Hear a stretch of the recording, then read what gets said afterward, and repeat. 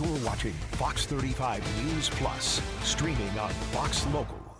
Hi, I'm Garrett Wymer. Thanks for watching Fox 35 News Plus as we speak with the candidates for governor here in Florida in 2026. Pleased to be joined today by Lieutenant Governor Jay Collins, joining us via Zoom. Lieutenant Governor, we appreciate you joining us here on Fox 35 News Plus. Hey, Garrett, it's good to be on. Thanks for having me. First of all, let's start. You are the newest entrant into this race. So how's the campaign going so far? How have things been going since you made this campaign launch? No, Garrett, thank you for that question. No, it's been good. Honestly, one of the things I love about being lieutenant governor is the opportunity to go around the state, talk to so many people in so many corners of our state. It's just an absolute blessing. You know, I often say it, I get to represent almost 23.5 million people.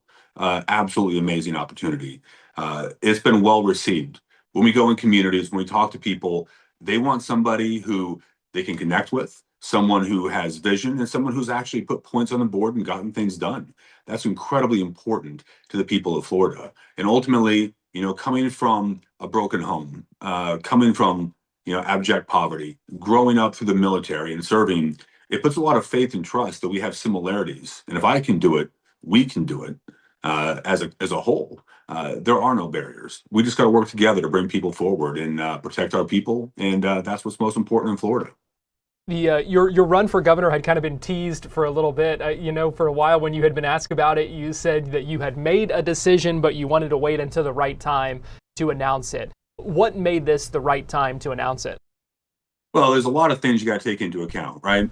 So when you look at this, to be honest with you, one of the things that was critical in this whole process, and I've said it multiple times, you got to earn people's trust. You got to show them that before you ask for an opportunity to be the next governor, you better show them you're competent and capable in the job you're in.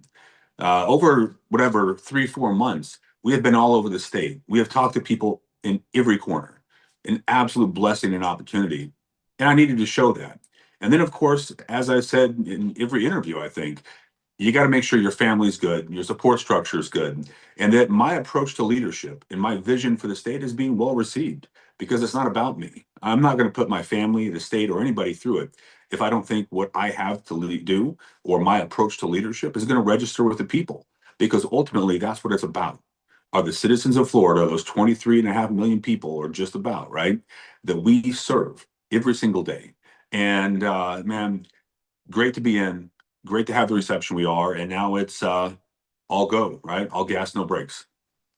Now let's talk a little policy here. We know one of the major issues that folks are talking about and concerned about here in Florida is affordability. And so before we get into some of the solutions, I've been asking every candidate that we've talked to the same question as well, because it's interesting, I think, to hear the various answers. How did we get here to what many are describing an affordability crisis in the state of Florida? Well, I think you're seeing a lot of the long-term negatives of inflation, right? A lot of that's at the federal level. There's only so much we can do to negate that. But, I also think there's still some compounding issues going back to COVID that we're dealing with in terms of small businesses that were closed and people that started up. And the reality is, where we're at right now, we know that hurricanes have wreaked havoc for the last 5 years-ish, right? We know there was a whole gap in time before that. We had 1 year without it. God willing, we'll have a few more without it, which is often the case. But I think it's a compounding factor. People are moving here 8 to 1,200 a day. That's been the norm since COVID. We know that the real cost of inflation was never really dealt with under the Biden administration. We know that that's been a compounding issue. We know that President Trump has been working judiciously to help push our nation forward. And at the state level, we've been working very hard to support that. And I think you see things improving. But what I want to talk about here is, how do we put money back in people's pockets?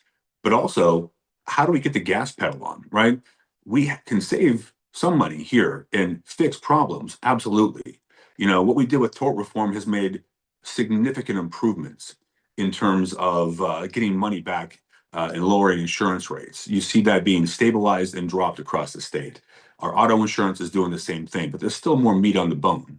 So absolutely, we need to continue to keep the tort reform where it's at, maintain that, and make sure that we don't have that buildup of billboard attorneys and those things going on again.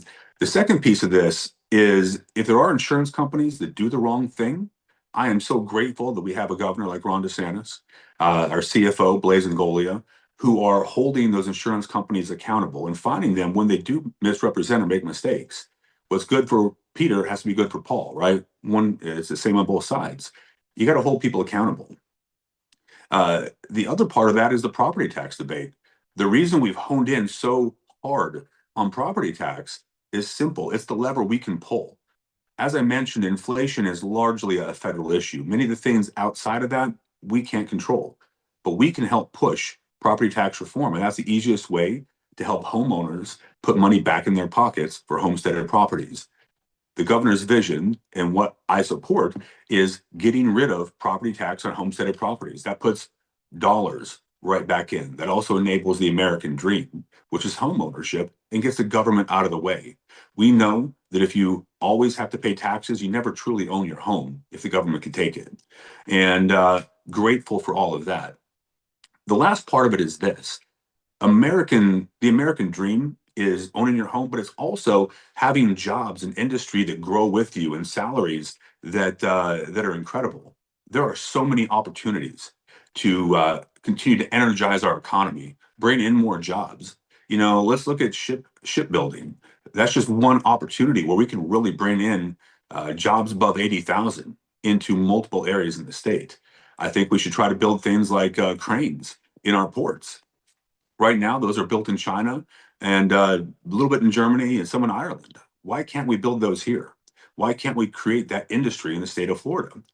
We have to supercharge that. And it's something that Marco Rubio talked about in his first book ages ago. A lot of industry left. We got to organically build that up. The American dream isn't just eking by, it's exceptional. It's dreaming big dreams. It's making those things happen. And I believe the best days of this state and this nation are ahead of us, but it's not the government, it's the people. And we got to provide them those opportunities. Let's talk a little bit more about property taxes. Obviously, a big conversation right now, not just in Tallahassee, but all across the state, something that the people are keeping a close eye on. We've heard time and time again that if local governments cut spending, that because of the non-homesteaded property taxes that are coming in and the percentage of that they would probably be okay. But I want to talk about some of these maybe smaller counties, these more rural counties, that maybe don't have a whole lot of additional revenue coming in. And so how do you, specifically with those counties, make sure that they're not left behind, that they can still provide the services for the folks who live there that they need and that they expect? Yeah, no, great question. So first, let me say this. I am the Lieutenant Governor of Florida, and I am ride or die with our Governor Ron DeSantis. He is an amazing leader, and he has been so right on so many issues. We know that less than 30% of the money that comes from property tax is from homesteaded properties. That's doable. But let's talk about those fiscally constrained in some of those rural counties. Some of them, it's going to be an issue, right? We know that mathematically. And one of the things the governor has said throughout this process is he's not going to leave those people behind. We have plenty of opportunity to take care of them, plenty of opportunity to make that work. And he said, look, he doesn't mind the state coming in and making that work if it means empowering home ownership for our people, just offsetting that cost. That's something he's been very straightforward about since Jump Street.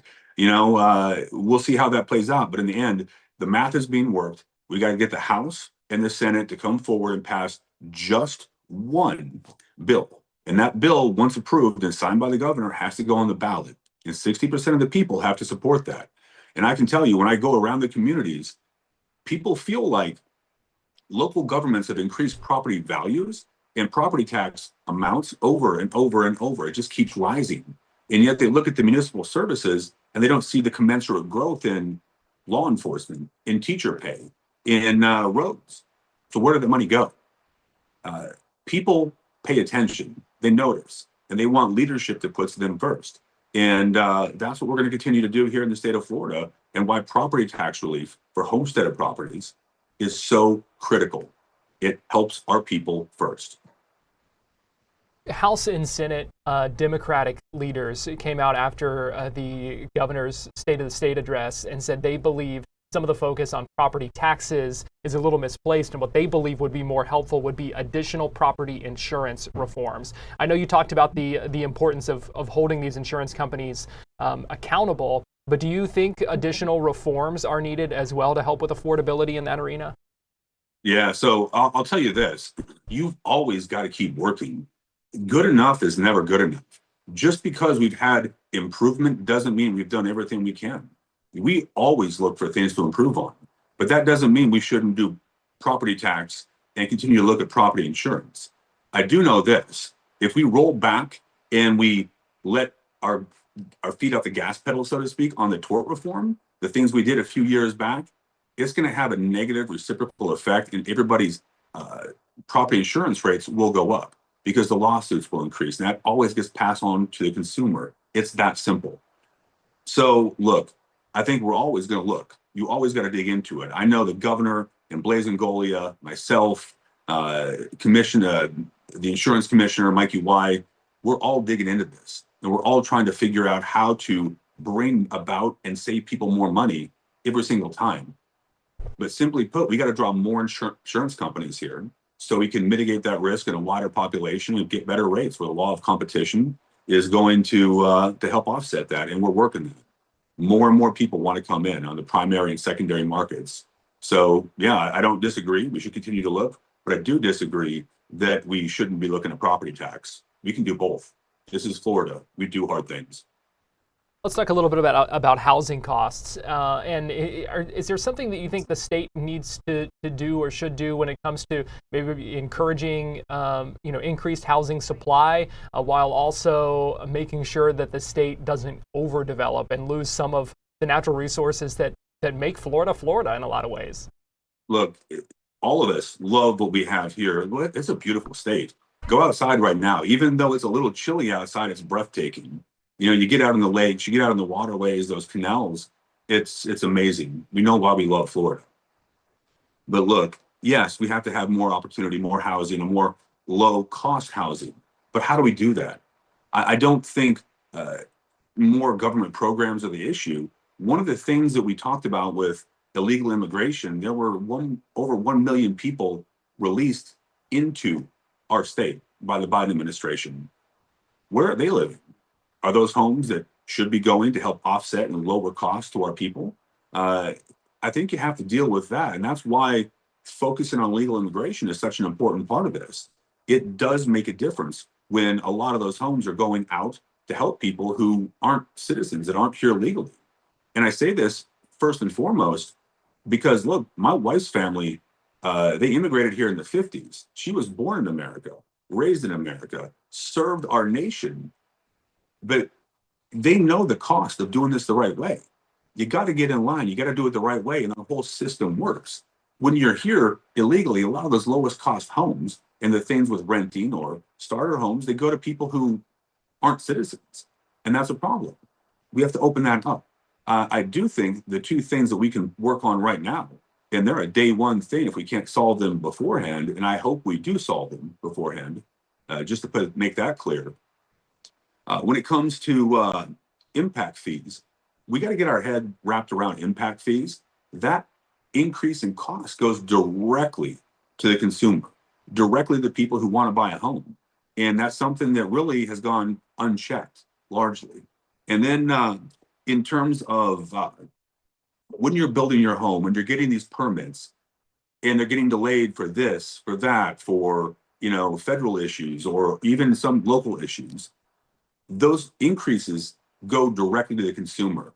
I think we got to dig long and hard into permitting. I do.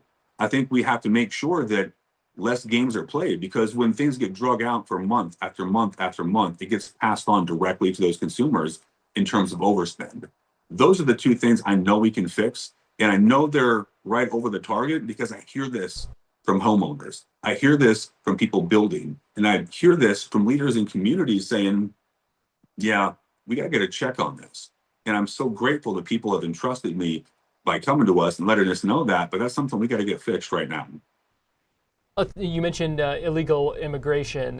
Let's talk a little bit about that. We know Florida has been a a leader and played a large role in that during the DeSantis administration, especially after President Trump was inaugurated for his second term.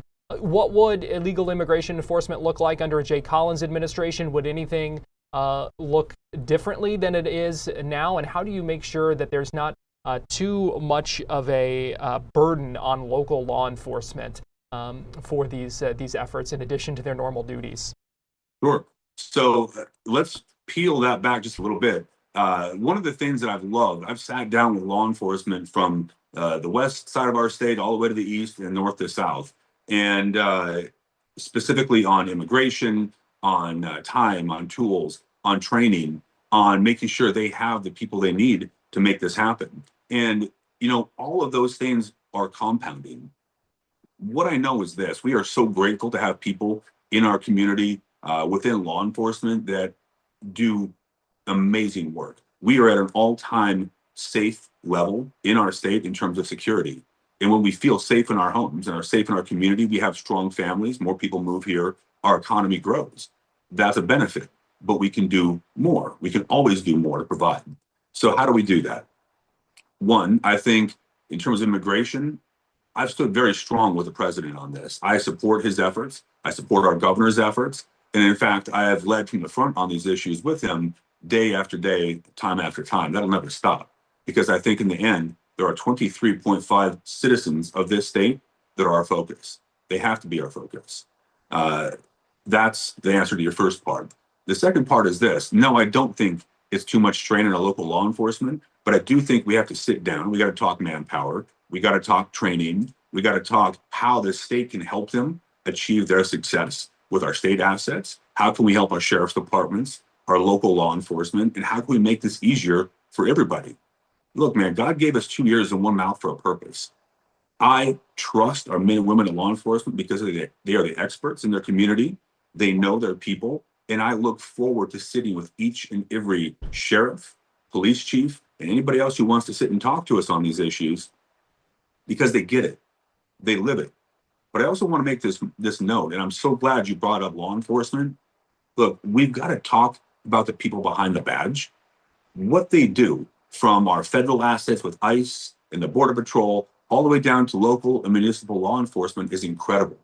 They're community servants, they're leaders, and we absolutely have to give them time, tools, and training. But we also got to make sure that they get to live the American dream, because when they get off shift, they're moms and dads, they're sons and daughters, and they want to live that American dream. And we owe them the ability to get back to their families safe and secure and have a great state where we hold people accountable, where we live on the rule of law, and we honor those who put their neck on the line for our people and honor their service and sacrifice of them and their families, because they pay a real burden and cost. All of those things have to continue to happen. And I do know it's possible because we're very successful now. And I'm grateful for the hard work and dedication of all of our men and women in law enforcement. Let's shift gears here a little bit and talk about education, because we're seeing some schools and school districts having to make tough choices, maybe even close down some schools over concerns of low enrollment and lack of funding, as students and parents flock to other schools, whether it's charter schools or whatever the case may be. How do you ensure that public schools are adequately funded in the state of Florida? So look, I support school choice. I do. I think the money should follow the child, because in the end, that's who we support and who we serve. But I want you to know my kids go to public school. That's the right footprint for me. So not only do I believe it, I live it. Many of our schools are thriving. Many of our schools are pushing forward. One of the most basic premises in life is that competition drives excellence. And having money follow the people means that everybody has to raise this up. I am happy to sit down with leaders and find ways for the state to make sure this is managed and handled efficiently. And, just as we've been doing, we started this school choice program and the results have been fantastic. But there's always things to clean up when you do this. You roll out something big, there's going to be things that happen, and we can work through those. But we do fund our schools. We are performing and we are growing. But I want to make sure that we pay our teachers well enough for them to have a great life. They do an incredible service. We have to make sure we teach our people the right content. our children the right contract, to make them grow as citizens of Florida, our United States, but also make them marketable and competitive out there in the real world. I want them to be successful. I want them to live that American dream. I also think that we have to make sure that as we talk about this, we take the emotion out and we look at the people, not the politics. And I say it that way to be very straightforward. 2 years ago, we had to, last session, so a year and a half ago, I guess, we had to make sure that the money we put in for our increase in spending was pushed and locked into teacher pay, because there were some games being played in terms of the unions using that for leverage. Y'all, our teachers are incredible people. They put their neck on the line. What we've done in this state to increase their pay has been just graphically and demonstrably great, because we put our money where our mouth is. And yet we didn't see all the teacher salaries increase. That's political games. We are so grateful for our teachers. Stop playing games. Let's come to the table and let's solve real issues, in terms of putting success first, our people first. That's what we have to do. And again, I'm proud of what Governor DeSantis and his team has done. Stassi, his education commissioner, works incredibly hard every single day for our people. And, I know they're having meetings, as we speak across the state on these issues. So let's work together. Let's prioritize it. Let's keep pushing for school choice and making sure that the right type of education is there for everybody, because one size doesn't fit all. Just a couple minutes left with you here, and I want to talk a little bit about governing. You have kind of framed your candidacy as a continuation of Governor DeSantis's legacy over the past 7 years that he's been in office.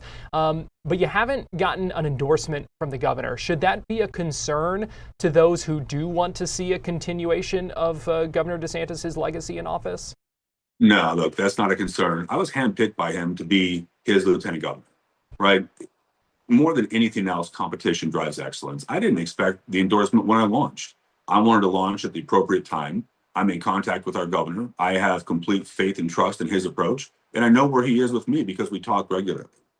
When he wants to, and if he chooses to, that's great. But the fact is this: I am here to serve our state, serve our 23.5 million people, and continue to protect my boss, the governor of Florida, and protect our people, who are the ultimate boss of all of us, because they elect us.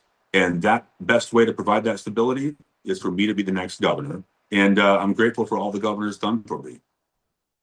Period. And it's that simple, I guess, The governor does have some icy relations with some in the legislature right now. We have seen some come out and say that they don't always believe that Governor DeSantis respects the legislature as a co-equal branch of government.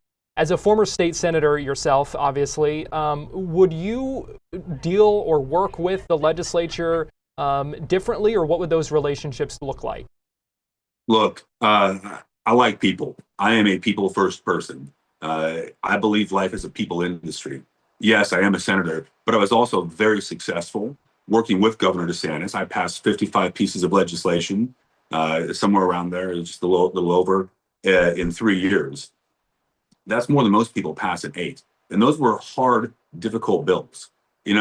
I hope that this session goes wonderful. I want to see Governor DeSantis go out on top because of a great session. I want to see Speaker Perez and Ben Albritton, our Senate president, go out on top, because when that happens, it serves the will of our people, it protects our people, and it's better for everybody.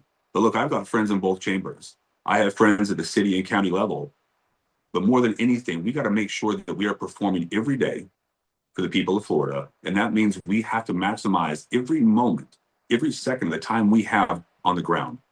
Because when we do that right, and we move to our standard, and we hit everything we're supposed to do, we're going to continue to thrive, because there is so much talent in those chambers, so much opportunity in the state of Florida. And again, I know the best days are ahead of us. And together, rowing the boat, making things work, we can make that absolutely happen.